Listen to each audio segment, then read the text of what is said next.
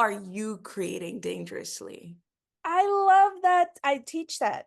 Teach that book with my students. I think she's amazing. I'm creating dangerously by like speaking in the language that I know of my communities and like, and so I get sometimes these ridiculous comments about there's cursing here. Or, I don't understand why people speak like this, or why is there laughter when there's grief? And it's like, this may not be the experience of you, but that's my experience, and I don't care what you think, right? Like, and so that is dangerous within itself to say that I'm going to speak in the language and the rhythms of my own people, right? Of my own community. There's Chinese Puerto Ricans, right? Like people don't, I think they think of, when they think of Puerto Ricans racially, they just think of like the West Side Story, right?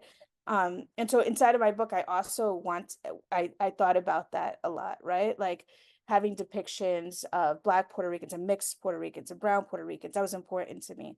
Um, I think that this is you know, that history of colonialism is really just so vast and complicated. Mhm. And it's important to read a lot of these different authors because there's not one monolithic experience. There's, so many of us are coming from so many different backgrounds, and the more voices that are available, right?